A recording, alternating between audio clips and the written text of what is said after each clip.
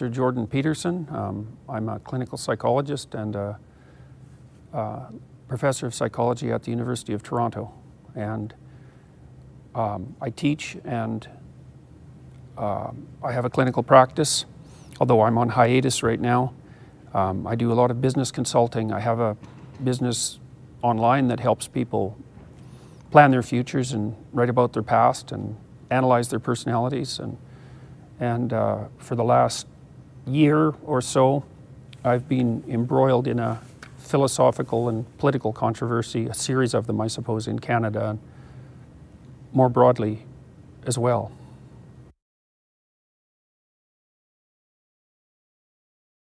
So the question is, why does public shaming work on the human mind? Well, it's a good thing that it works.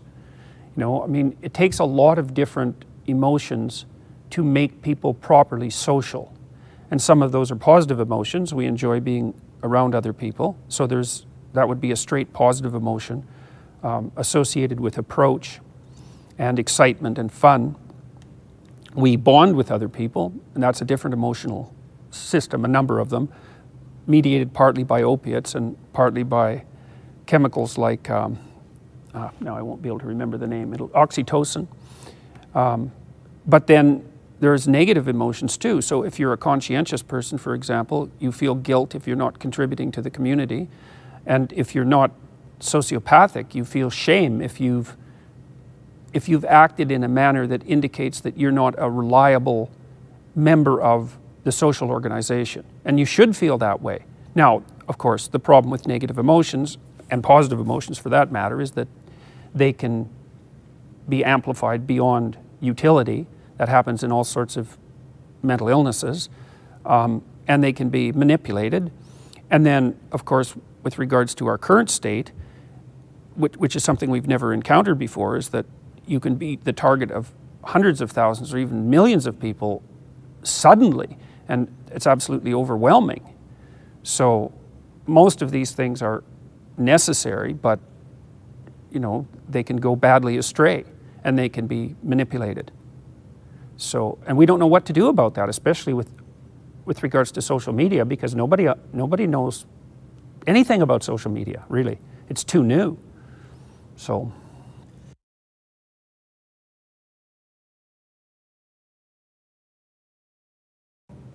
I don't know if the media per se has hijacked shame. I think that ideologues hijack shame regularly. You know, you saw this, for example, under the Maoists in particular, where they used public shaming constantly as an ideological tactic. And so now, to the degree that the media, let's say, whatever that is now, is complicit in pushing an ideological narrative forward, you know, and maybe the postmodernists would argue that you're always pushing an ideological narrative forward no matter what you're doing. They're participating in the harnessing of shame for specific political ends.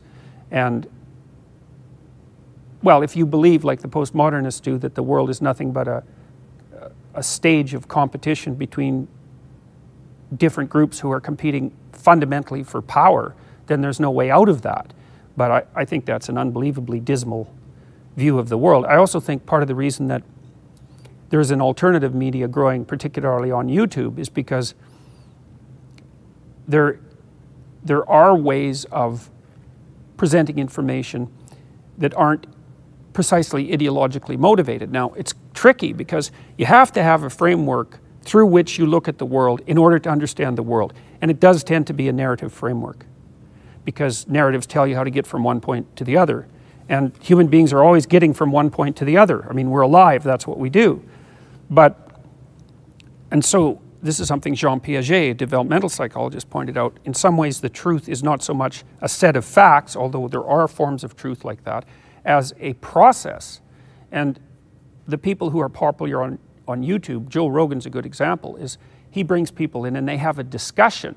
And the truth is actually in the process of the discussion. And the reason I think Rogan works so well is because he's actually trying to learn something when he's talking to his guests. He isn't driving forward his a priori notions. He has them, because everyone does, but he's looking to expand them and transform them during the conversation. And so the truth of the conversation isn't so much in the conclusions as in the dialectical process by which those conclusions are generated. And people actually really like to listen to that. So when I lecture, for example, because my lectures have become quite popular on YouTube, I'm not telling people what conclusions I have drawn, although I can't help but do that to some degree. I'm trying to extend my knowledge of the topic while I'm lecturing. And so what that enables people to watch is the process by which new maps of the world, that's a good way of thinking about it, come into being. And that's very exciting for people. Well, that's what we do in a conversation like this, if it's a real conversation. You know, we're trying to figure out what's going on, rather than to state categorically, this is what's going on and these are the people behind it. It's like, well, no, we can toss out hypotheses, we can try to figure it out, and that's what makes the conversation engaging and interesting. A lot of these new interviewers, let's say, run very long shows. They're not sound bites, they're not clips, they haven't been run through the production mill, and actually people on YouTube don't like that sort of thing. They like it raw. There's lots of people on YouTube, like Girl Says What, Karen Strawn. She just sits at her kitchen table and talks, and there's a bit of editing, you know, to get rid of the ums and that sort of thing, but you get the whole thing. You get to draw your own damn conclusions. And I think that's, we were talking a little bit about truth. It's like, if you're a journalist, see, this journalist came and did a story about me in a magazine called Toronto Life last year, eh? And he did quite a bit of background research, and the article was actually pretty well researched, but he couldn't resist the temptation to tell his readers what to think, you know, and so he had some opinions about me, and they weren't particularly positive, and so he'd lay out some of the background information that he had gathered, and then he'd tell the readers what that meant. And the piece came out, and I wasn't very happy with it, and so I wrote him and I said, you know, like, kudos on your background research, and why the hell didn't you just let the readers make up their own damn minds? You don't have any trust in your journalistic ability, you don't have any trust in your audience, so you wrote a propaganda piece. Now you might say, well, you can't help but introduce your biases, and of course to some degree that's true, but you can present, see, the world's too complex to describe completely. And so you have to lay a structure on it in order to simplify it. And you might say, because of that, there's no way of getting at the truth, because you have to lay this structure on it and simplify it. But that's actually not technically correct. Like, imagine that, because when you simplify the world, you're basically compressing it like a compression algorithm. And if you use an unbiased compression algorithm to represent a set of data, then you sample equally from the entire data set. You don't take all the data, but you sample equally, and then you get a representation of the whole. It's an accurate representation, it's just not as detailed. Well, that's sort of what you want to do as a journalist, to the degree that you can. You know, and partly you understand that you have biases, so you talk to people who have different opinions, or maybe you even figure out what the different opinions are and make them strong and address them while you're telling the story. And to say that you can't do that is, well, I think it's deeply and insanely cynical, because it also means, if you can't do that, it also means you can't communicate. You know, if there's no truth, why do people talk to each other? What the hell's the point? We wouldn't communicate if there was no way of communicating truth. It would be pointless. The postmodernists tend not to admit, in some sense, to the existence of the objective world. You know, and I think that's fundamentally a complexity issue, is that there's a world that exists beyond our comprehension of it, and so that's the simplification problem. But the problem with the consensus theory of reality is that, well, there are obstacles in the world that you bump into regardless of your damn consensus. And so you can argue that that's not the case, but it's futile. I mean, because you learn in your own experience that there are elements of reality, even within your subjective experience, that your interpretive structure can't lay a hand on. You can't argue yourself out of being hungry, especially if you're really hungry. You can't argue yourself, sometimes you can't argue yourself out of being in love, even if you know it's the wrong person. You can't, and fundamentally, you can't argue yourself out of pain. You know, and that's the fun, that's why I think that the ultimate truth in some sense is that life is suffering. It's like, good luck laying down an ideological overlay on that. Like, you can adjust your pain to some degree through thought, you know. It is malleable to some degree, but not in the final analysis. And so arguing that the world, that a separate world of constraints beyond your interpretive framework doesn't exist is, it's futile, it's not going to work for you, and B, you never act that way. You know, people who talk about science as, say, a patriarchal Western construction, you know, they're making observations that the scientific method is, first of all, to some degree, a consequence of the subjective interest of the researcher. Fair enough. And that researchers are subject to ambition like everyone else. And hey, absolutely. But part of the scientific method is the competition of ambitions and the decision through the competing ambitions about what actually constitutes the shared ground of experience. And you might say, well, I don't believe in any of that. It's like, yes, you do. You use computers. You fly on airplanes. You drink filtered water. You participate in the technological society. And you, by participating in it, you indicate your assent to the ontological presuppositions and the epistemological presuppositions upon which it's based. And you might say, well, no, I don't. And I would say, well, who cares what you say? I'm going to watch how you act, and as a better indicator of your fundamental truth. And there's no reason to assume whatsoever that what you say and what you do are in alignment. Like, they might be, but often with people they're not in alignment at all. So, and the postmodernists are a classic example of that. They wouldn't turn to Marxism otherwise. You know, because the postmodernists say, well, there's no grand narrative, everything, in some sense everything is a matter of contextual interpretation. And then that leaves them with nothing and nowhere to go. So the Marxism comes in as a substitute for that. Or maybe even the postmodernism was just a rationalization for the Marxism to begin with. It's not obvious from the historical record. But they don't act out their claims because they can't. So this post-truth idea is, that's a demonic idea, really. I mean, you know, that's strange language to use, but there are some ideas that are so pathological that only archetypal descriptions are appropriate.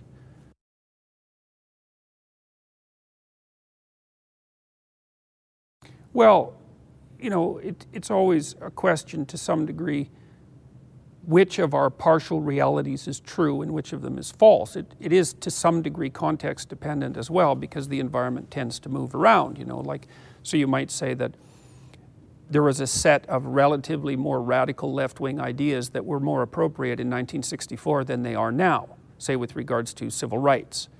And because the underlying situation has actually changed, and so the representation should change. Is it false consciousness? Well, that's a very deep question, because it depends on what you mean by false. I mean, people are motivated by all sorts of, people have all sorts of motivations that they don't necessarily understand. And sometimes they put forward one set of motivations as a mask for another set of motivations. I mean, one of the things I've been trying to unpack, for example, is there's a Marxist claim that the Marxist theory is predicated on care for either the working class or the oppressed, depending on whether it's classical Marxism or sort of identity politics Marxism. And I read a book by George Orwell called Road to Wigan Pier, where he questions that assumption. He said, as far as he was concerned, the English socialists that he met, and this was back in the 1930s and 40s, didn't so much like the poor as they hated the rich. Well, maybe that isn't true of everyone who wants to speak for the working class, but it's certainly true of a substantial number of them. Often you use an ideological mask to shield from yourself what your true motivations are. Say, well, you look at Marxism and you think, well, are the Marxists actually motivated by compassion and the desire to help the working class? Well, then you allow the Marxist ideas to unfold in society and you watch what happens. What happens is the working class gets slaughtered, and so does everyone else. And so then there's an indication that the stated motivations and the real motivations aren't the same. And that's a big problem. And you see, because we're polarizing in our society now, you see that sort of thing happening all the time. It's not easy to put your finger on what the actuality of the situation is. I think ideologies are like that often, is that they place a mask of virtue over a dark set of motivations.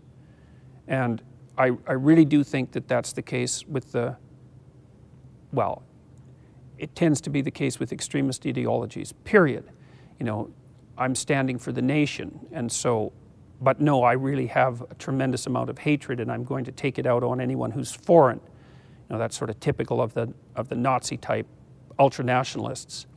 And then on the left, it's like, well, I like the poor and the oppressed, and I stand for them. It's like, well, no, you're just resentful and jealous, and you don't believe that hard work matters because you don't work hard, and you don't plan to.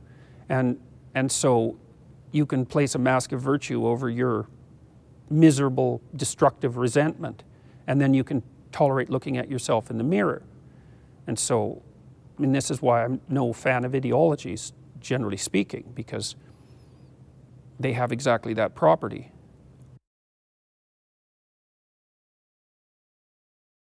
I don't know how we know, but I do know that we know.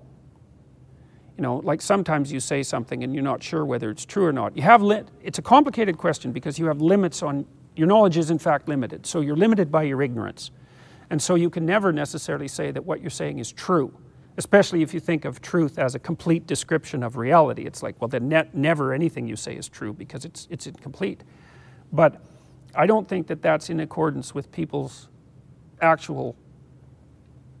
the actual experience of their reality. I think that you know perfectly well when you're lying, at least some of the time.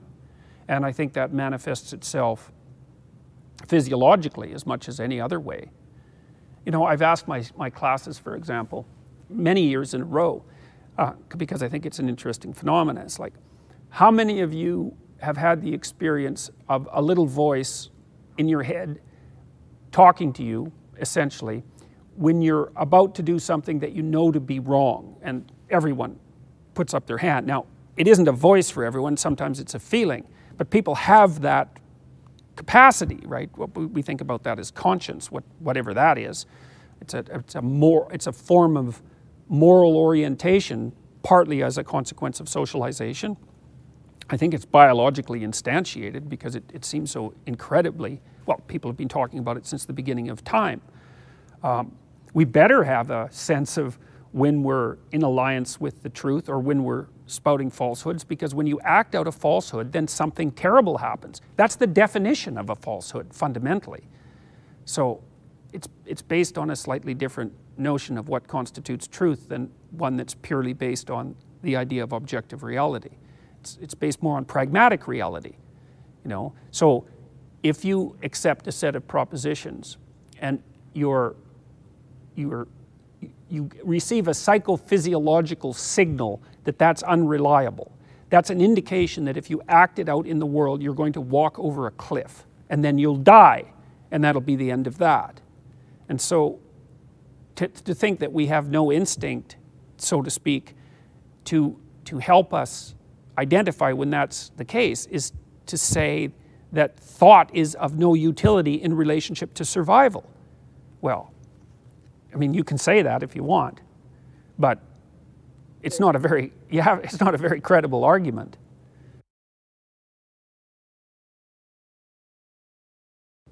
We're hardwired to be tempted to lie to ourselves, and the lies are very interesting. You know, I've studied that for a very long time, trying to figure out exactly that.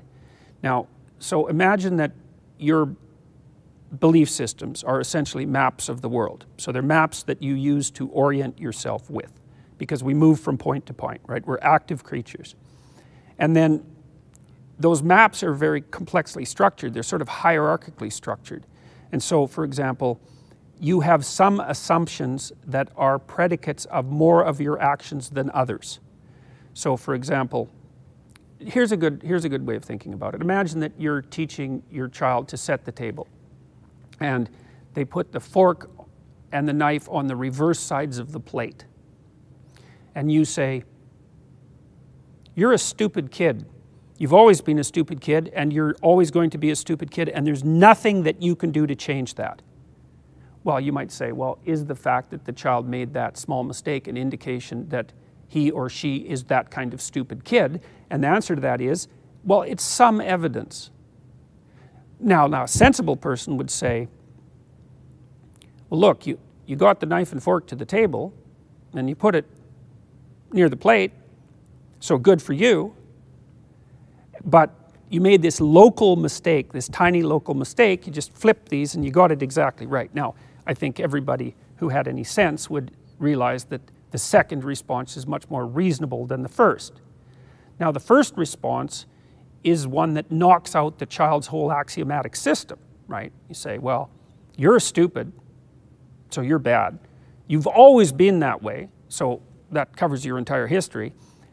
You can't learn, so you're destined for that in the future. It's like you've torn apart the orienting map that the child uses in the world.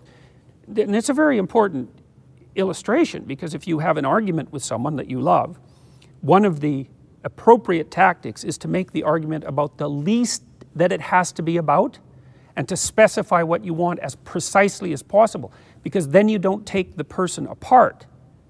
Now, there are times when we encounter pieces of information that threaten the integrity of our entire belief system. So another example would be, you have a relationship with someone, an intimate relationship, and it's predicated on the idea of fidelity. And so all of your memories of the relationship have that as an axiom for the representations. The way that you construe the present has that as an axiom, and the way that you construe the future has that as an axiom. And then you find out that the person has betrayed you, and perhaps multiple times. Well, your world falls apart. And the reason it falls apart is because that presupposition of fidelity is an axiom for every representation of that relationship you've made, and maybe of every representation of yourself you've made, and maybe of every representation of other people that you've made. And so it's a crucial card in the card house, right? You pull it out and everything falls. Okay, well, when people encounter information that is like that, they're likely to turn a blind eye to it. Well, and that often happens in the case of betrayal, because it's very rare, it happens sometimes, it's very rare that if someone in an intimate relationship betrays you, that you can't go back over the past and think, you know, there was a hint 2 years ago. There was another hint 18 months ago. We weren't holding hands as often, you know. He or she was always distracted. I knew, but I didn't ask any questions. It's willful blindness. Now, the ancient Egyptians, they represented the state as Osiris, and Osiris was willfully blind. That was one of the characteristics of the state, and it was because of that that his evil brother, Set, who was like a precursor to the idea of Satan, chopped him up and destroyed him. And so the lies that you're talking about are often sins of omission rather than sins of commission. It's like something threatens our axiomatic system at a very fundamental level. We get a physiological signal of threat. The physiological signal says, you should watch this and pay attention and unfold it and unpack it. And we think, no, we're not going there. And no wonder, because like, you want your whole house of cards to collapse and you fall into chaos? It's a terrible thing. So that's why we're motivated to lie to ourselves. But it's not helpful. And the more you do it, the more likely a precipitous collapse is to occur, because you're not updating your world models. And actually the neuropsychology of that's reasonably well understood. A guy named Ramachandran, for example, has done some good work on that, and Alconen Goldberg as well. And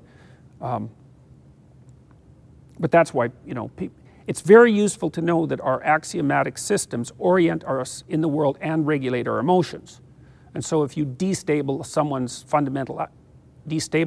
someone's fundamental axioms, you dysregulate their negative emotion. That's also why people fight so hard to protect not only their belief systems, but their social systems. So there's plenty of motivation to falsify, but it's a bad idea. You live out the falsifications, and the world hits you.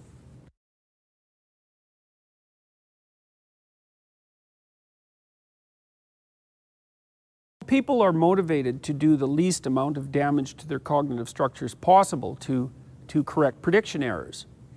And it's for the reason that I just described, which is that, you know, that the deeper the axiom that you have to adjust, the more you lose of the map that orients you in the world, and then the more emotional dysregulation you experience. And that's no joke, like, you know, because people think of emotions in some sense as just subjective feelings, but they're not just that. They're psychophysiological reactions. And when it's like if say you're in a rough part of a city and you lose your map. It's like, well, you're going to be worried. And the reason you're worried is because something bad might happen to you. And so what your body does is ramp up into a state of emergency preparedness.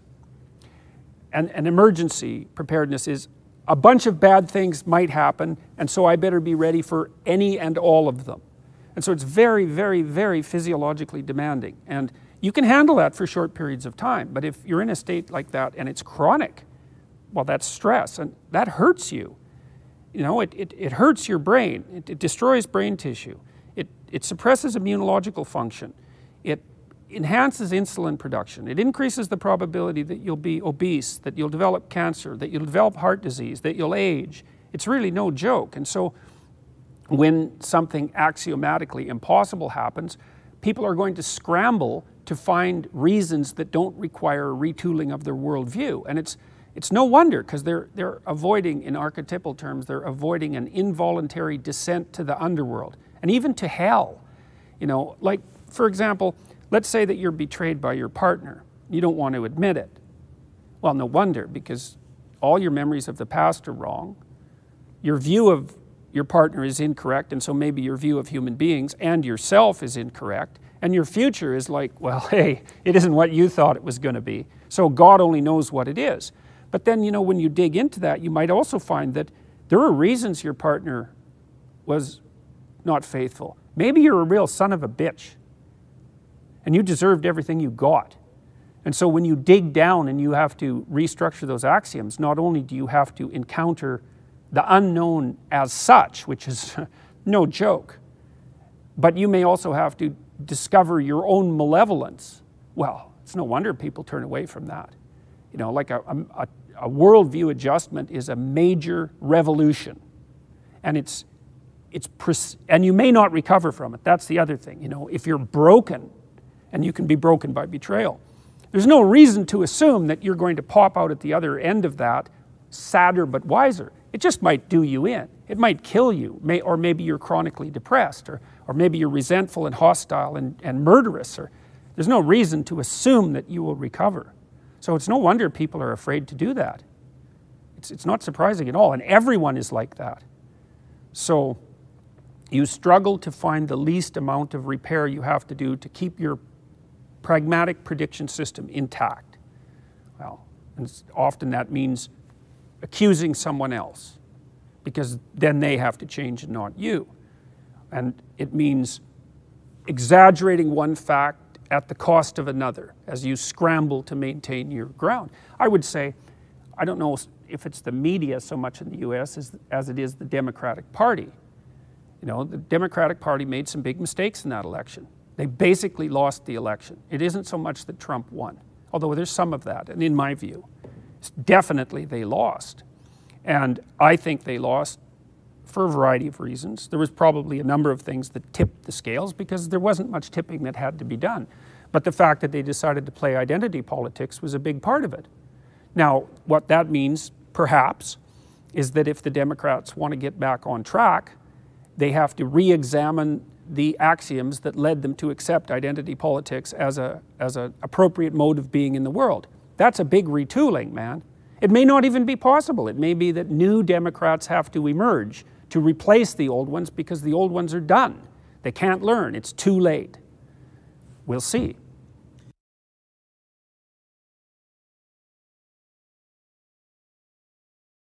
You know, there's a difference between wishing that people would live by truth and wishing that they wouldn't lie.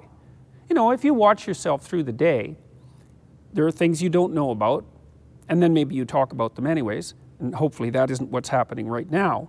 But you know now and then that you're saying something or acting in some manner that isn't in accordance with what you know to be true. Well, you cannot do that. Living in truth, that's a different issue, because I mean, that requires, it may not be possible, it would require a superhuman effort to never utter a falsehood. And then maybe you can start seeing what the truth is, so to speak, but at least people can not lie, not outright lie. And that's a good start. I mean, you see this, well, I've had some posters put up in my neighborhood recently, warning the community about me. So that's actually what they say, community warning, you know. And and I don't mind that people disagree with me. It's their fate. They'll act out their presuppositions and they'll find out what the consequences are. So fine. But there's a lie in the poster, you see. And so the lie is they put a picture of me up. And I look very aggressive. My mouth is open and I'm yelling. And I am actually yelling.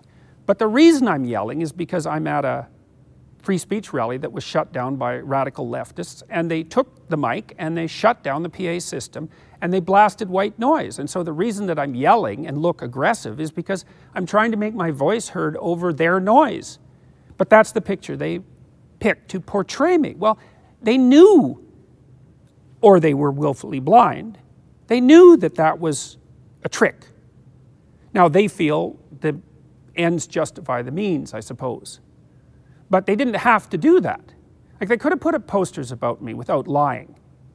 I think the posters would have even been more effective, because what's actually happened, I tweeted the posters, for example, is that, because they tell people to write the university and tell them what a reprehensible human being I am, and as far as I know, they've had the reverse effect. Many people have written the university and told them how reprehensible the poster producers are, and that, you know, that I'm not what they claim I am. Well, the lies didn't help them. They knew they were lying. They did it anyways. Well, when you do that, you corrupt the structure of the world, and you corrupt your own soul, and God help you. We're talking about whether there is such a thing as truth. Okay, so let's say that the role of a journalist, and I think journalists played this role quite nicely before, I think things started to go south in the 80s. But I think the journalists in the 70s and 60s and 50s and so on many of them were trying to lay out an unbiased simplification of the situation and to let the viewers, readers, make up their own minds, you know, to the degree that that was possible. Like, if you look at an old Time magazine, it's a completely different thing. From the 70s, they're like 100 pages thick. It's all text. It's dense. It's denser than today's Economist by a large margin. And, you know, it's people grappling with ideas. Okay, so now that isn't how things work now in the, let's say, in the mainstream media, to use a rather cliched phrase. Well, you know, maybe they say, well, it doesn't matter. There's no such thing as truth anyways. It's like, yeah, it matters. Nobody under 30 listens to you. Why? Why is that? Why are they going to people like, well, Rogan's a good example, who has no production values and no real editing, and it's just like a rough conversation between two people. Why are they listening to that? Well, there's your evidence. Now, you don't have to pay any attention to it, and I don't really think that the classical media giants are paying attention. I think they're too old, actually. Like, I was looking, there was an MSNBC clip on YouTube about this robot that has embedded AI and some emotional responses. So I was kind of interested in that, so I went and watched it, and it was like a 4-minute clip. Only had like 12,000 views, which I found peculiar. But they put a 30-second ad at the beginning of it. And you couldn't skip it. Like, they don't know the conventions. It's like, first of all, an hour of content might justify a 15-second ad, and you get to skip it. It's like, you're going to ask me to pay for your 4 minutes of professionally edited fluff with 30 seconds of my time? That's not going to work. So they're often another world, and it isn't working out, and they're collapsing. And young people are turning in droves to these alternative media sources.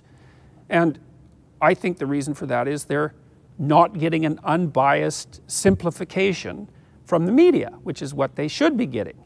So, consequences. You know, falsehoods have consequences. That's what makes them false. And you can not believe that, it's fine. You can even get away with it for some period of time. But you're not going to get away with it for very long. People don't trust editing anymore. Not really, because they don't know what's going on behind the scenes. And so, it's almost as if your content isn't significant enough to overcome your technical inadequacy, we don't want to watch it. And that's so interesting. And I guess it's also because, you know, media-savvy young people, if they've clipped together a video, they can do a pretty damn good job of hitting near CNN quality with their editing, you know, especially if they're smart. And so they're just not impressed by that. It's no longer a signal of competence, that. And in fact, it's become a signal of things going on behind the scenes that you don't understand. Commercial interests, ideological interests, corporate interests, whatever. But not your interests, that's for sure.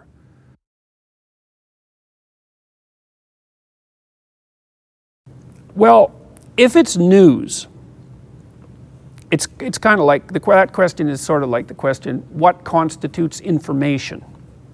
Well, if something's informative, well, it informs you, and what that means is it brings you into alignment better. There should be an alignment between you and the world. If you're properly informed, you're in a formation, right? And a formation is ordered and sequential. And you think, well, what does that mean? Well, if you and I might ask you for directions and you inform me about where I'm going, and then I follow your directions and I get there. It's like, so I'm in alignment with the world all of a sudden because you've informed me.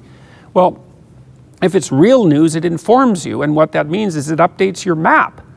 You know, it takes something that's, you have a journey that you're on, and it isn't fully mapped out because what the hell do you know? And then someone tells you some news and you think, oh, I have to make a slight detour here. I have to change the way I'm looking at the landscape slightly. That's news. Now you might ask, well, is much of what is news actually information? And the answer I have to that is no, hardly any of it. I haven't watched television news for 30 years, I would say, because I think, well, if it's only relevant today, it's not relevant. I don't want to know what's only relevant today. Why the hell would I pay any attention to that? So, you know, I've subscribed to The Economist for quite a long time, although I haven't renewed it recently for a variety of reasons. But at least they're talking about things that are going to be relevant conceivably over a month or a couple of months period. And I believe they were reasonably unbiased, although I'm not so sure about that anymore. I think the quality of that magazine is actually dropped. News updates your map, and then you don't fall into a hole and get eaten by a crocodile. And that's what information is essentially too, is that it updates the manner in which you orient yourself in the world. So that's partly your perceptions and partly your actions. And you'll pay for that, right? Because it's cheaper to pay for it than it is to learn it through experience. So I guess that's what news is. News is something that it's cheaper to learn than it is to learn by paying for it than it is to learn through experience. And most of it's not news. I scan a lot of different sources. You know, I do look at newspapers a bit. I read a lot online, but I spend most of my time reading books, I read books mostly.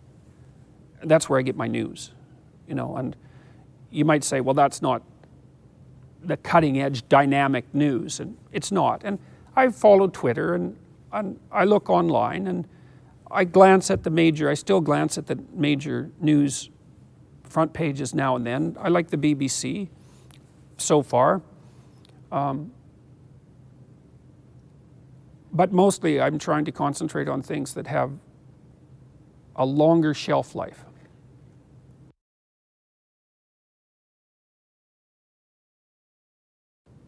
Well, status is really important to people. I mean, although I would say I've had to think through my terminology with regards to that for a long time. Now, I mean, people exist in hierarchies like most animals, right? Even very ancient animals live in hierarchies. It's not something human beings created. The patriarchy is not a human creation. It's way older than human beings. It's 1/3 of a billion years old.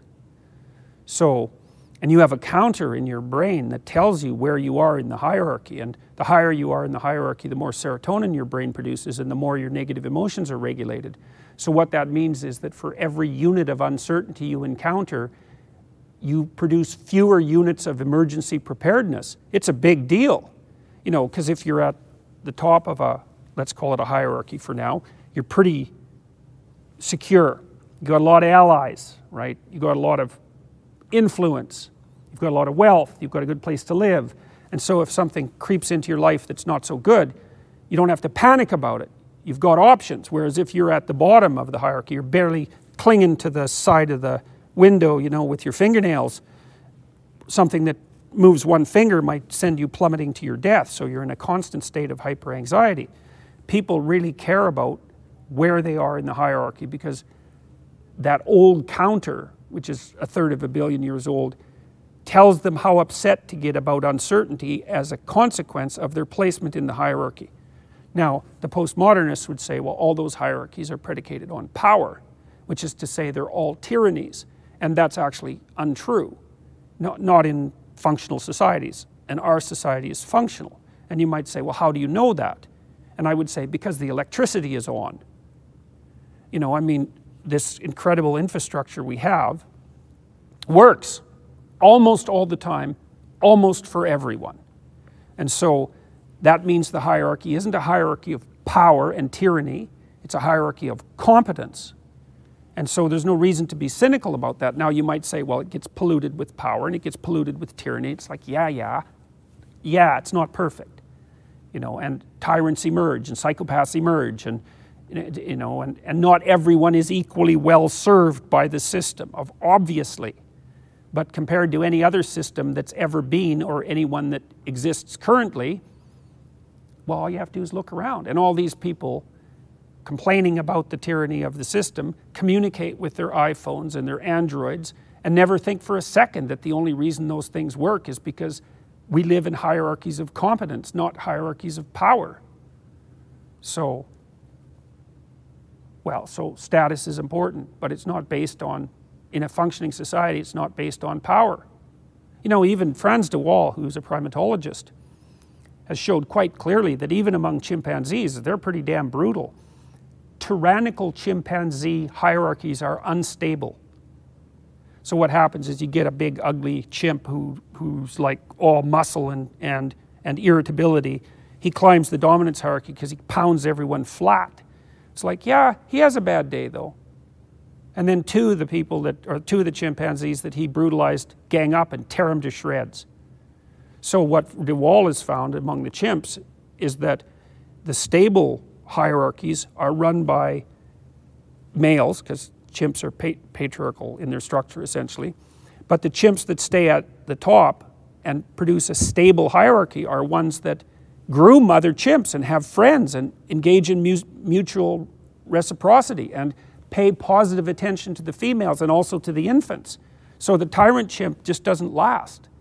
It's even true for chimps. Well, so the idea that this is the big leftist idea, all the hierarchies are corrupt, they only serve those who are at the top, it's all power. It's like, no, that's wrong. And the proof is the fact that the hierarchy functions.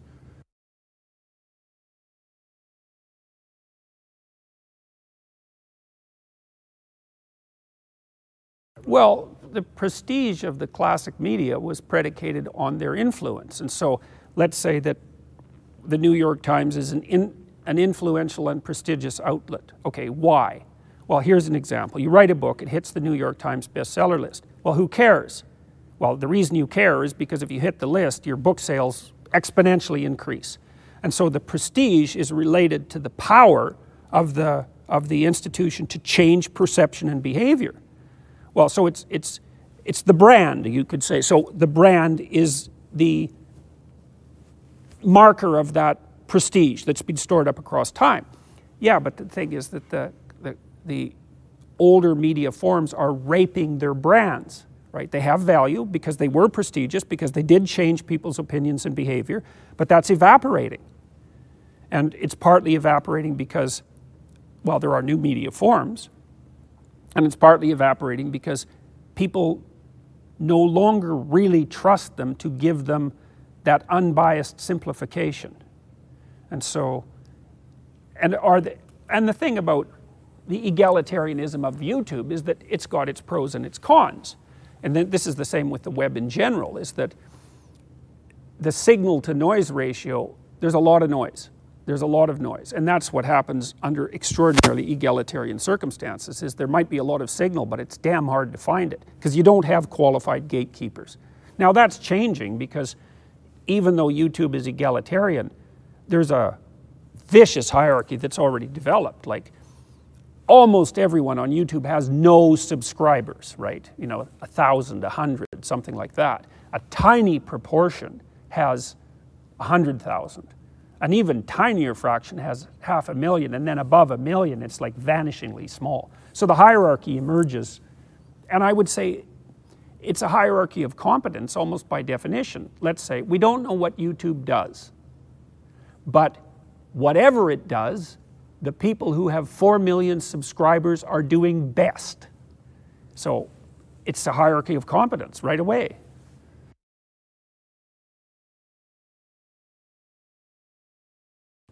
Well, like everything to some degree is a social construct. Like the problem with those sorts of phrases is that they're used as one phenomena causes for everything. That's how you can tell if you're talking to someone who's an ideologue. It's like, well, why is that happening? Well, it's the patriarchy. It's like, oh, I see, it's happening because of society. Well, yeah, of course. You know, you could even say that you die because of the inadequacy of the patriarchy. You know, if it just got its act together, it could figure out how to make you immortal. Well, fair enough. You know, that's true, although it's not true in any useful sense. So like, is it a social construct? You got to be way more specific than that before a comment like that has any utility whatsoever.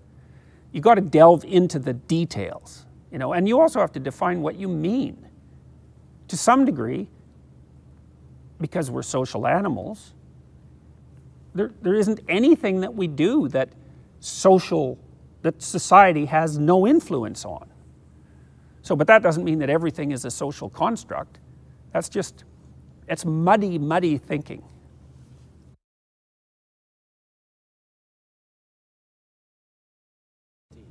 I don't think it will. I think it's done.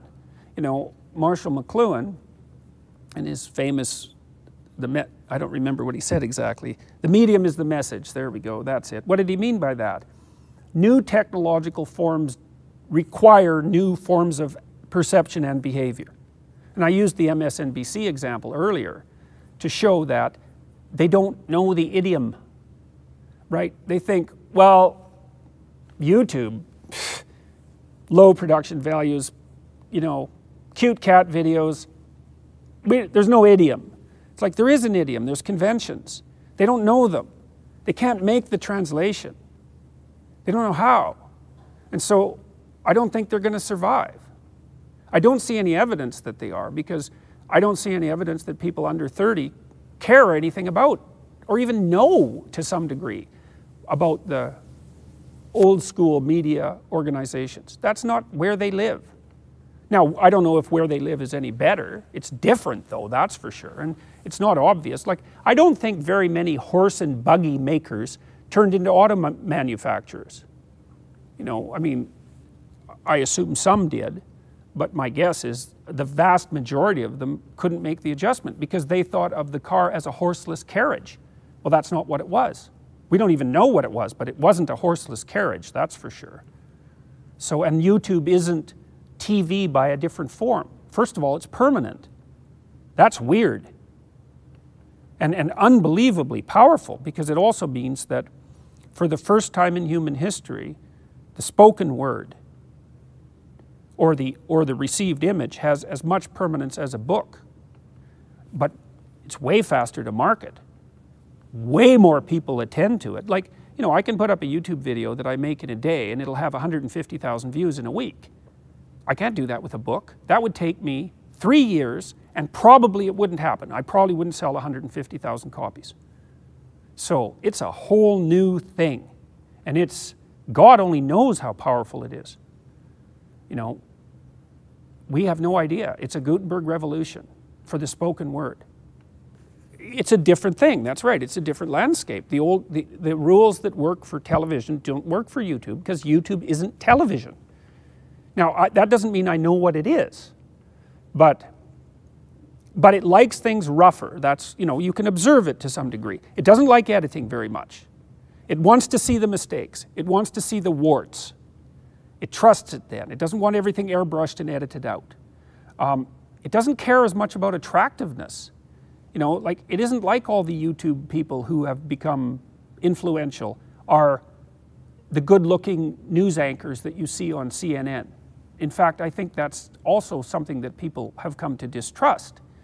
So, but you just can't make the lateral move from an old media to a new media, especially if you have contempt for the new media, which is a big mistake.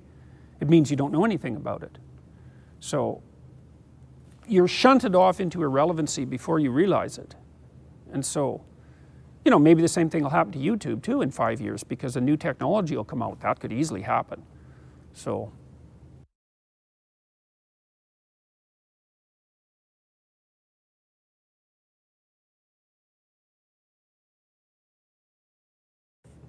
I would say no. I don't think so, but I think maybe that would be the case if they knew the context, you know. But I think it's very easy, and it's been something I've been absolutely horrified about for the entire last year, is like,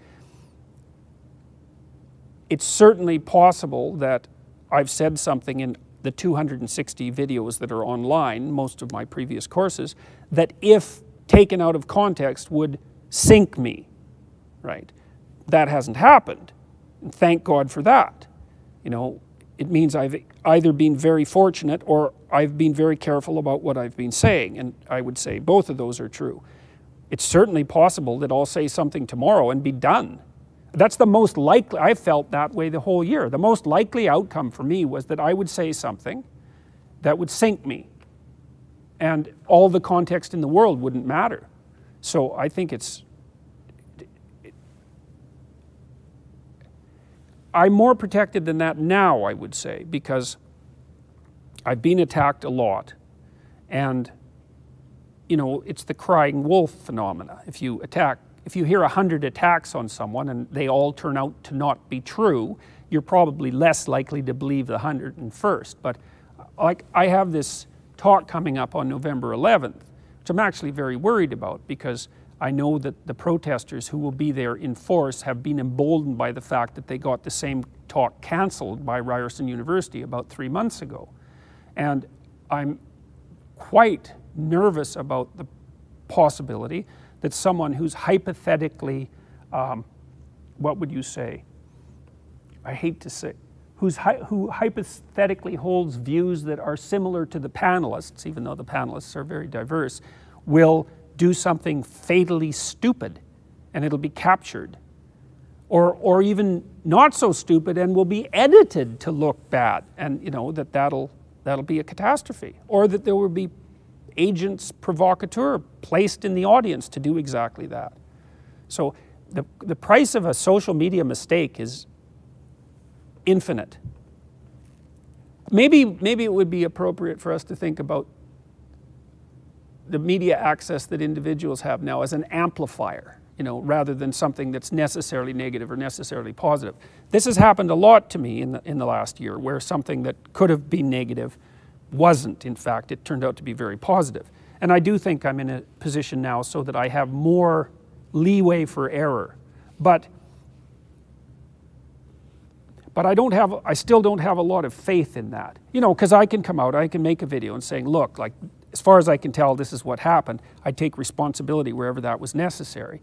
And now that might be okay. Depend on the magnitude of the error, right? So fair enough. Well, and the reason I bring that up is, again, I don't like to argue, is just in terms of one of the things I like to think about is, like, a hit piece doesn't land, right? Public shaming doesn't really work like it used to, because the media doesn't control when your message gets out. So if the media yes, okay, so, well, you certainly have more defense now.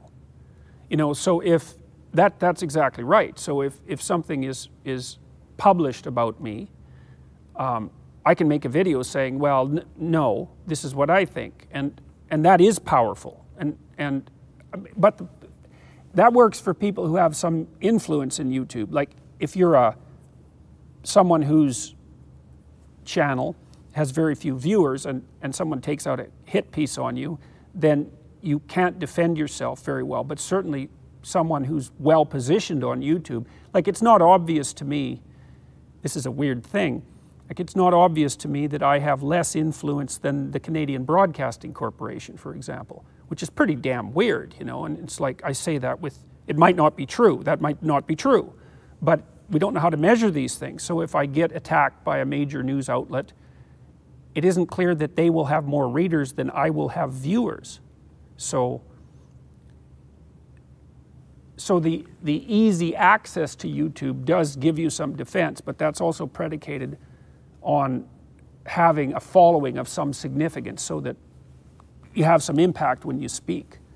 So I guess it's a consequence of being a media force as an individual. But you can certainly have that now. It's not easy, but it's certainly possible. And I'm thinking, of course, of PewDiePie, or say his name, where the Wall Street Journal claimed that he was a Nazi because he had made some humorous videos and done some satire. And all I saw when I watched that, and this is what, I don't know if you ever watched Scott Adams' Periscopes or familiar, the two movies thing is, I think one set of people watching a movie where they go, wow, the Wall Street Journal really hit PewDiePie hard, that made him look like a Nazi. And I think a bunch of people, most people, especially people under 30, the movie they saw was, wow, the Wall Street Journal lied about this guy that we know is a good guy. The Wall Street Journal is garbage now. We'll never trust them again. Right. Yeah, well, you can see that power shift occurring, definitely. And, I mean, I haven't seen any good studies of this. Like, I don't know, you know, if you took your typical 25-year-old, say, American 25-year-old, what proportion of their information they're garnering from, let's say, the YouTube heavy hitters, and what proportion they're garnering from classical sources. My suspicion is it's more the former than the latter, and certainly the case for a very large number of people, even though it might not be true for the average person yet. I don't know. And it's so new. Like, I would say YouTube's only become a significant cultural force, what, over the last 3 years? It's something like that. It's like, it's completely new. So we don't know what to make of it yet. Yeah, that's sort of kind of a peripheral point, but it's on point too, which is I've gotten caught a lot of like media attention because I was able to bring people from the online world to the offline world. And just feel free to riff off of this point, but I had a big epiphany where I would watch a lot of fitness channels on YouTube, and then I would notice they would have fitness expos and the lines would be out the door, and these people never got one piece of media coverage. The New York Times never talked about them, and then I realized, holy crap, all these people from YouTube, they are showing up to your stuff, they are getting your books, they are going to your films. What the hell is this? And then I kind of applied that to journalism or politics or whatever. Well, I was just on a Jocko Willink's podcast, and Jocko has published a book recently, and it's had no real media coverage, but it hit the New York Times bestseller list, and the only reason for that is because he's been talking about it in his podcast. He has 1 million listeners, you know, a day per podcast. Like that's a lot of listeners. I think he does one a week, something like that. So yeah, and I've got this book coming out in January called 12 Rules for Life, and it's doing very well in pre-sales, and the only reason for that is that I've tweeted about it a bit. Not much. I haven't even made a video about it yet, although I talked to Dave Rubin about it yesterday.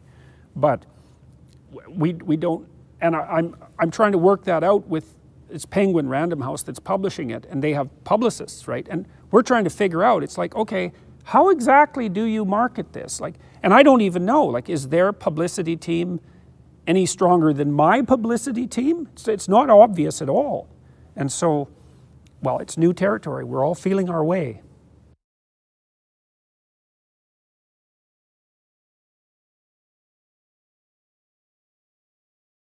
We're at a point where, like, Judeo-Christian ethics can't die, because if they do, or it does, then our civilization is done.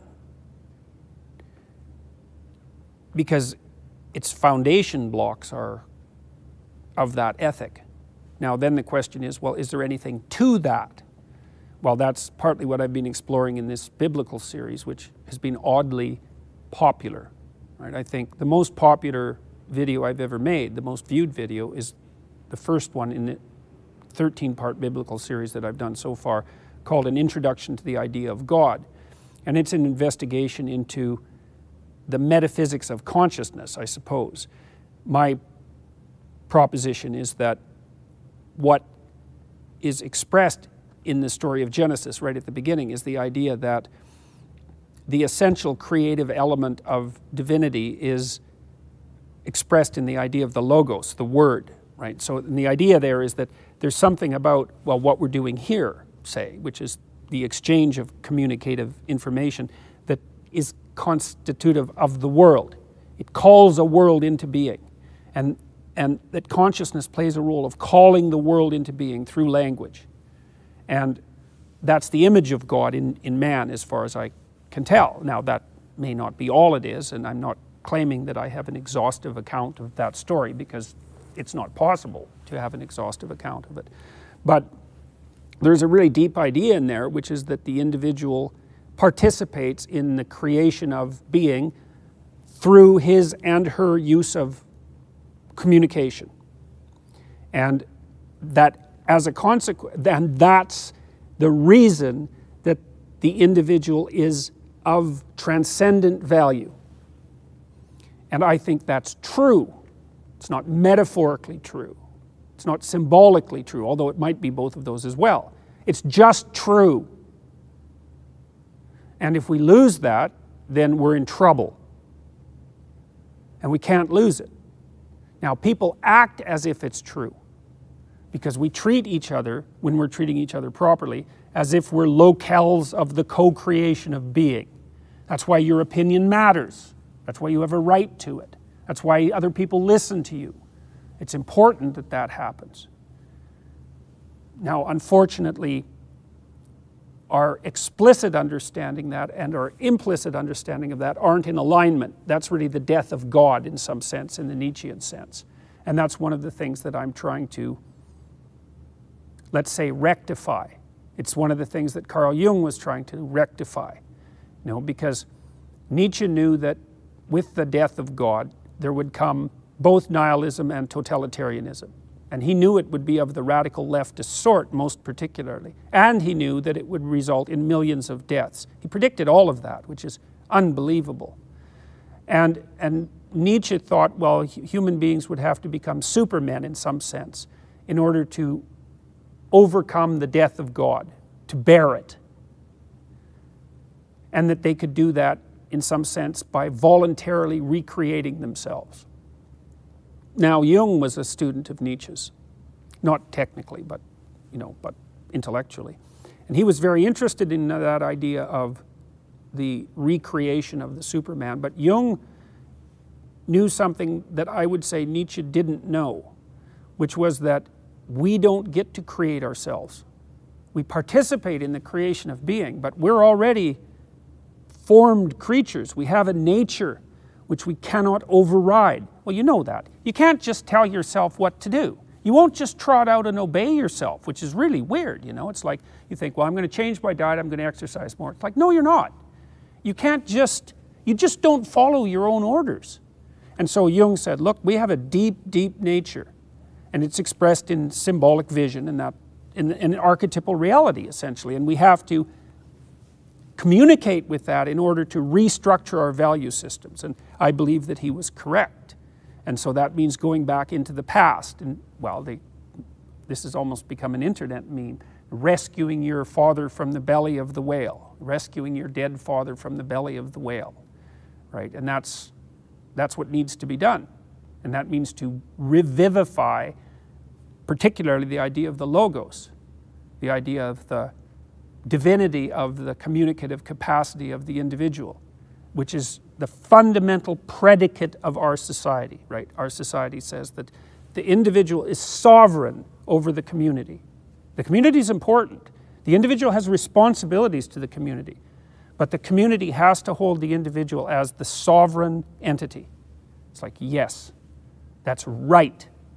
And it's taken people, it's not an arbitrary ideological statement, it's taken people hundreds of thousands of years to develop that idea to the point where it can be reasonably articulated. You know, it was expressed in ritual, it was expressed in myth, in image, all of that. We were acting out this dream that represented that. That's what the Christian drama is about, in essence. It's about what the entire Bible is about in some sense. But it's not like we understand that in an articulated manner. Now, I think Jung went farther than anyone to make that articulated understanding a possibility. And that's the sort of thing that I'm trying to further. And that seems to be working. I mean, one of the things that I've noticed is that, and this is a remarkable thing, is that talking to young men in particular about responsibility and truth is a highly marketable message. They're half dead for lack of that message. And that's, who would have guessed that? You know, so I have this theater in Toronto where I give these lectures and they're sold out every time, which is, you know, if you would have gone to someone with a business plan and said, well, I'm going to rent this theater and I'm going to give lectures on the psychological significance of the biblical stories, what do you think? You want to lend me some money on that bet? They would have laughed you right out of the office. It's completely unlikely. But these old ideas, man, they're eternal. That's what they are. And you become dissociated from them at your extreme peril, psychologically and socially. Arrogant people, resentful people believe that deception works. And that's just not the case. You can't bend the structure of reality without it snapping back at you. It might not snap back when you expect it to, but it'll knock you off your feet at some point. You might not even notice the causal connection, but the causal connection is there because the world is a causal place, and things just don't go away. You know, if you introduce an act of deception into the world, it stays and it manifests itself until someone fixes it.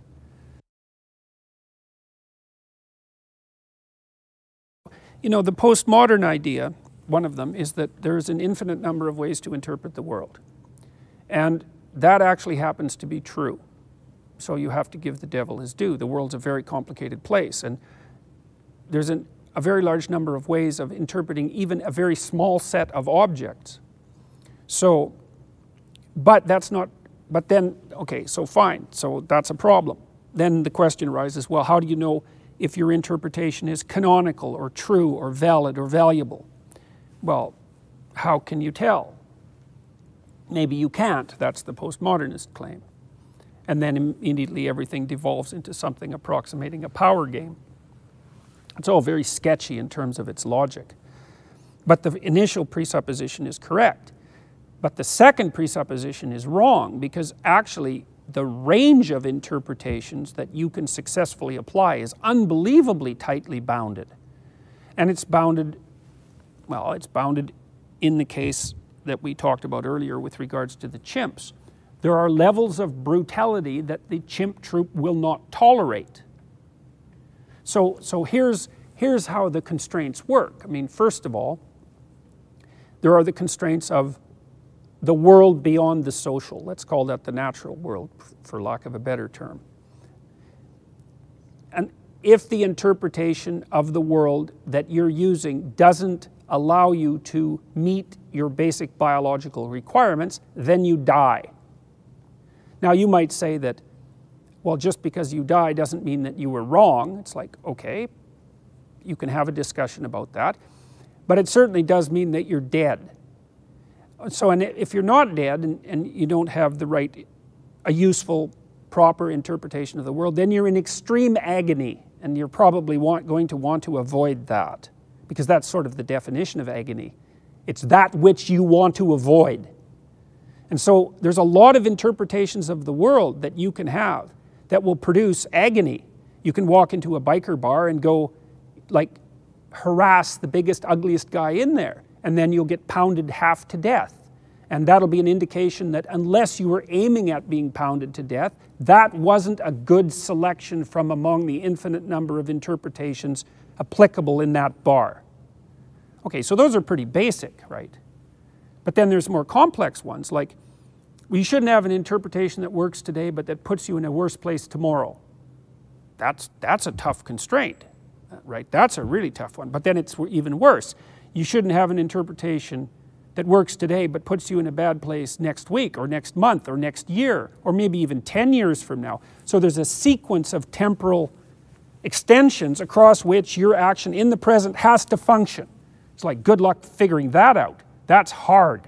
That's really hard. You act now so that you benefit in the future. But that's not the end of the constraints. You have to act now so that other people will either cooperate or compete with you in the present in a sustainable manner across all those time frames. So, infinite number of interpretations, yes. Finite number of practically applicable interpretations, like really bounded, tightly bounded. That's actually why in some sense there are archetypes. Because there's a very small universe of functional interpretations. And they're ancient and stable. Otherwise we wouldn't even be able to perceive the world. So the whole postmodernist idea is correct with regards to the infinite number of interpretations and just wrong beyond belief about the rest of what unfolds as a consequence of that initial presupposition. And those time frames can extend into eternity. That's the thing. Well, and you know, the fundamental religious claim is that your proper time frame should extend into eternity, right? And that's sort of the idea behind acting so that you enter paradise for eternity. That's, speaking psychologically, that's the idea. You should aim at the eternal good.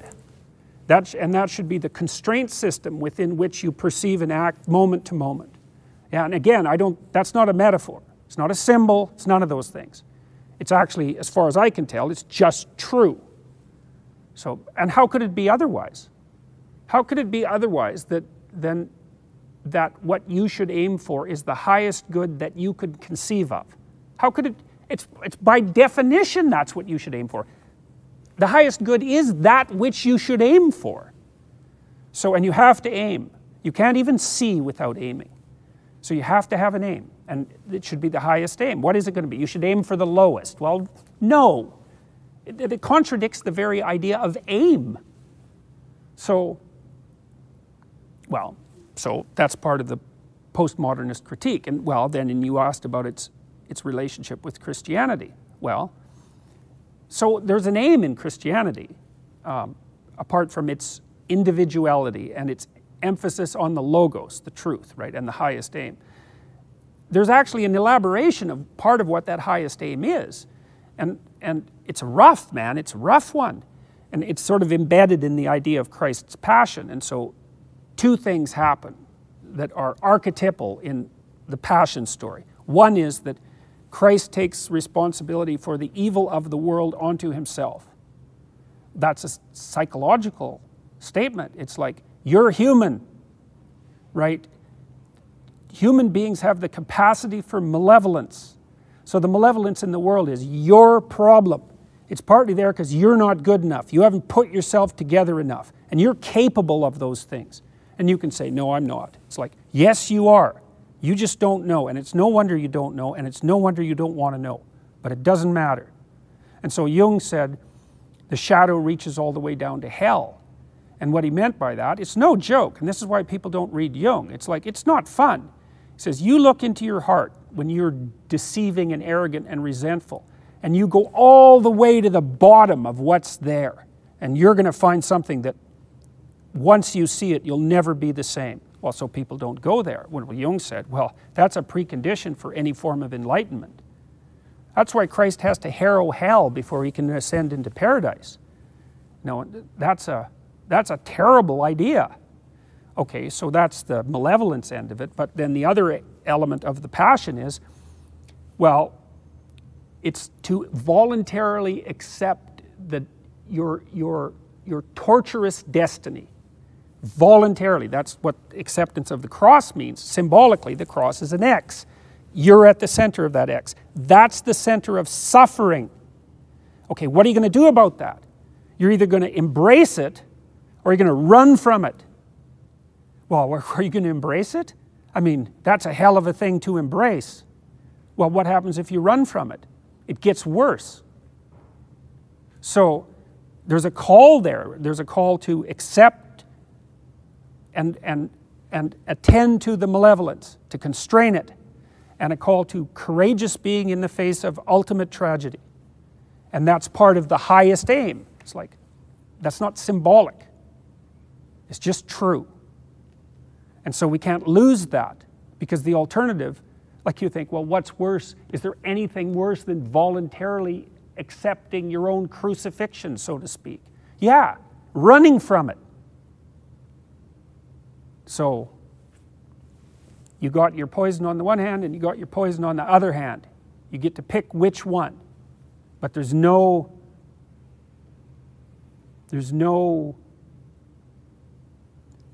pain-free way out. So you're either going to act nobly in the face of that and try to make things better, or you're going to act in a cowardly, deceitful, and resentful fashion and make everything worse. Those are your choices, and you're making that choice with every choice. That's the axis of choice. So, and it's no wonder people don't want to believe that. God, that's a horrible thing to believe. You know, we think people have meaningless lives because they've abandoned God and they're nihilistic, and isn't that a catastrophe for them? It's like, yeah, it's a catastrophe. But it's not clear to me that it's more difficult than the alternative, which is to think, oh, you're actually responsible for your decisions. And they're decisions between good and evil. And your decisions tilt the world towards heaven or hell in a very real way, directly. It's on you. It's like, who wants to believe that? That's meaning. That's meaning. You want meaning? That's meaning. It's like, no, man, I'll take the nihilism and the despair. It's easier.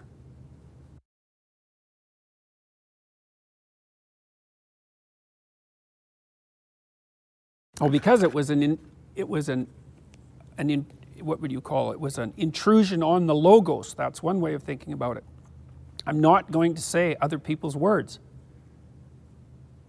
Period. And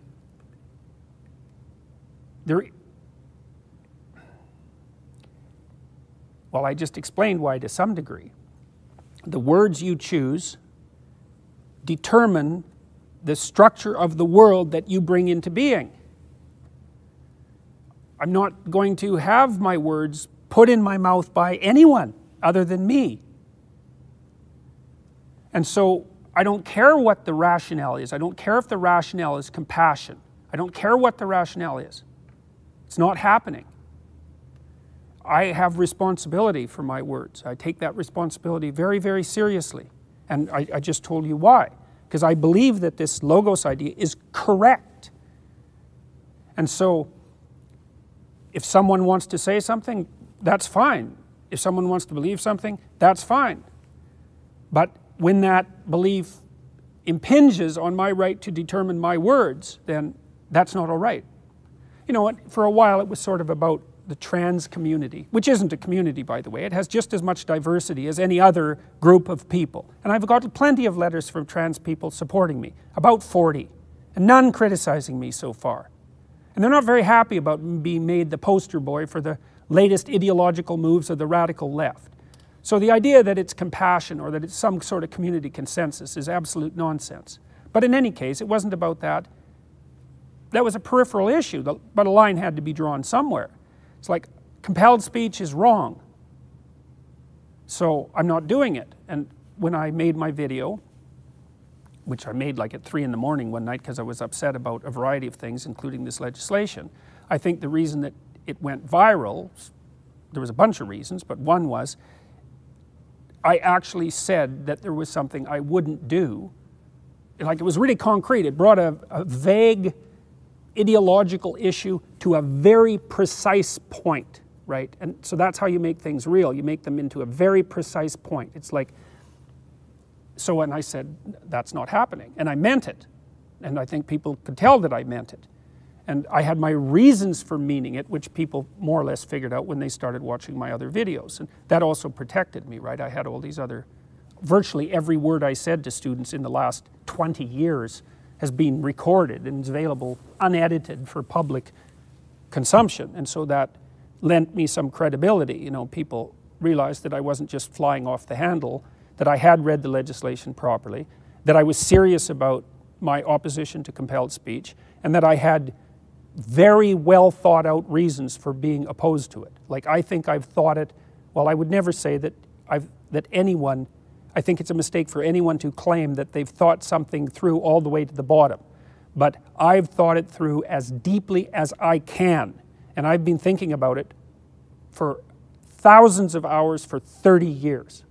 So, like, if I've made a mistake, oh, man, I'd love to find it. But I can't find it. So, and then people watch the videos and, like, the question is, what's going on? What's going on with Bill C-16? What's going on with this trans issue? Nobody knows. We're moving up and down the levels of analysis. Is it political? Is it ideological? Is it philosophical? Is it theological? What the hell's going on here? Well, the people who opposed me said, well, it's all political and so are you. And I said, no, it's not political at all. It's philosophical. It's probably even theological, but it's at least philosophical.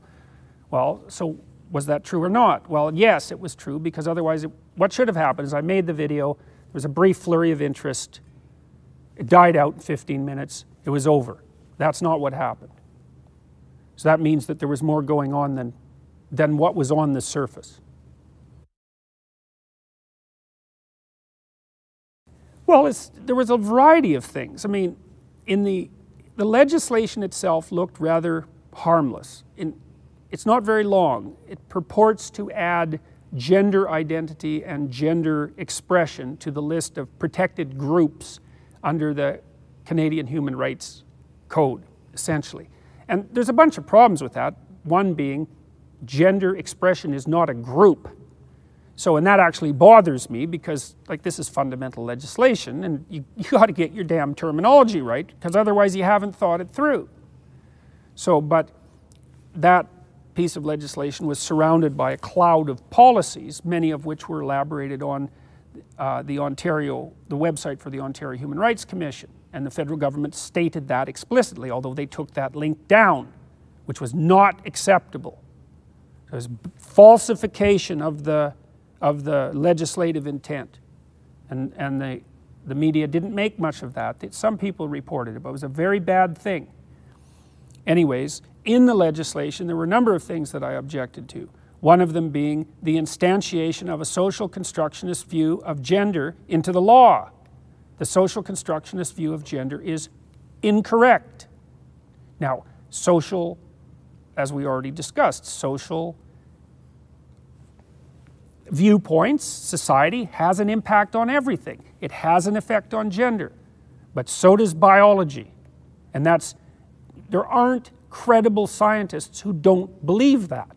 None. There are wingnut theorists in activist disciplines who push that and have now got it into the law because they know perfectly well they've lost the battle intellectually. And I think it's terrible that we've instantiated a social constructionist view of human identity into the law. Now, that's a sophisticated topic, and people don't get it, but I get it. I know why they're doing it. So that was one. Then there was the compelled speech issue, which is, it's a requirement that I use your preferred pronoun. Well, which one? Well, whichever one you prefer. Well, there's 70 of them, and no one knows how to use them, and no one's picked them up in common parlance, and there's no agreement on what they should be. And why not your preferred adjective then? And why not your preferred verb? And, like, where does the limit of your control over my language end? Well, as far as I'm concerned, it's like, if I knew you and you wanted me to call you something and we came to an agreement, I'd probably do it if I thought you were reasonable, that it was good for you, and that you were honest.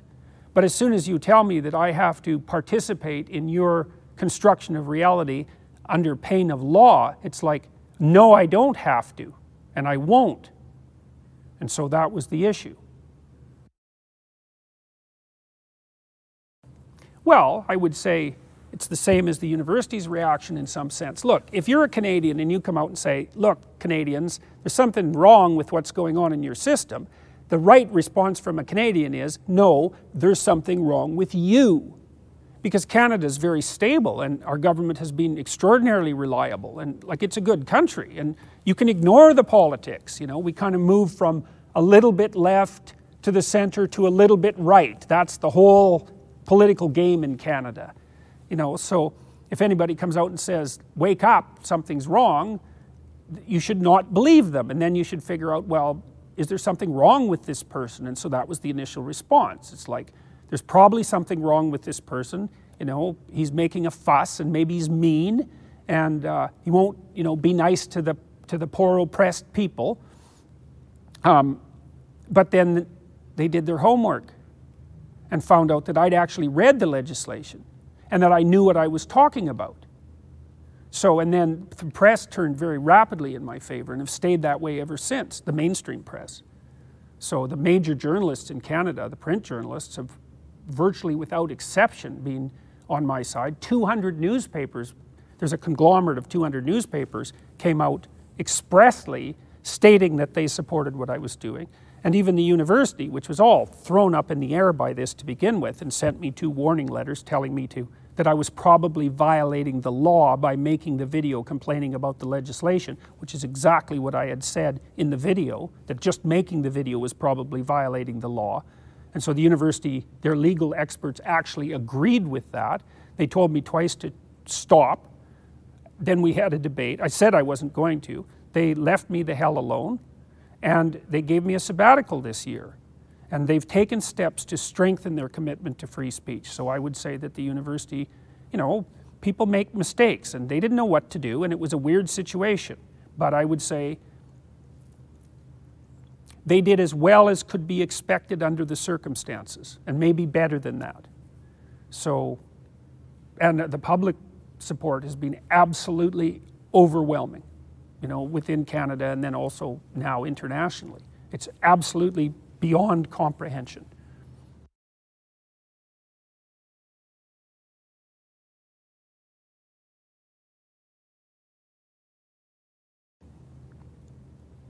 Well, it's tricky, right? Because you are making decisions about what to include and what not to include when you're, well, when you're making this film, for example.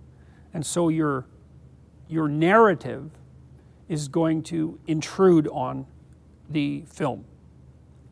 So then I guess the question is, well, what should your narrative be?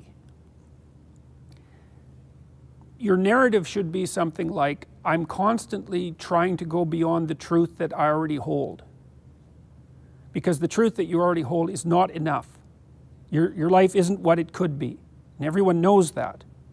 So you need to know more than you know. And so the narrative should be, when you're constructing a film, it's like, okay, I'm trying to clarify things more. I'm trying to extend what I understand more. Not, here's the ideological truth about the structure of reality, and here's how I edit this set of interviews to conform precisely to that. It's dead and sterile. It's propaganda. That's what propaganda is. And that's a propagandistic conversation can even be that. And you know when you're listening to one because they're boring as hell. You know, if you listen to a conversation and there is genuine striving for the truth, it's a compelling conversation. This is partly why I don't script my lectures. Because what I'm doing when I'm lecturing isn't telling you what I know to be true. What I'm doing when I'm lecturing is trying to figure out things better. And so I'm thinking. I don't know what the consequence of the thinking is going to be. But I hope that it'll be more clarification of the proper path through life. And the reason that I'm committed to that is because I know what happens when you deviate from the path. It's not good. It's seriously not good. It's like world-shaking not good. And we know this. If you read who I would regard as the most profound analysts of the totalitarian societies of the 20th century, they come to the same conclusion, which is that the totalitarian states would not have been possible without the moral corruption of the individuals within that society. So it was the degree to which the individuals within that society were willing to falsify their own experience that produced the totalitarian state. And if you think that through, then it should make you quake in your boots, because it means that to the degree that you falsify your own reality to yourself, say, you're contributing to the pathologization of the state. And the state is no joke, and you think it's powerful now, you wait 10 years. So we better get our acts together, because there's things coming down the pipes that we want to get right or else. So artificial intelligence would be one of those things. And we're seeing all that already in places like Google. They're using AI to what would you call it, censor. Well, you better have your act together before you design AI systems that regulate people's communication, because they're going to get unbelievably powerful and really, really fast. There are many things that everyone does that each person knows to not be true.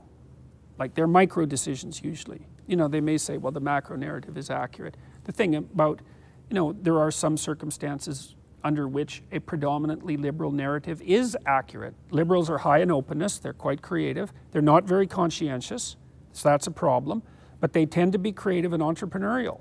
That's extremely useful. But conservatives, they're lower in openness, generally speaking, they're more tradition bound, and they're very good at implementing. And so both those narratives, so to speak, if you think about them as embodiments or articulations of character, have their place in the world. It's the dialogue between them that keeps the balance right. So to the degree that what's being shut down is dialogue, genuine dialogue, then that's a big problem. Liberal or conservative, doesn't make any difference. So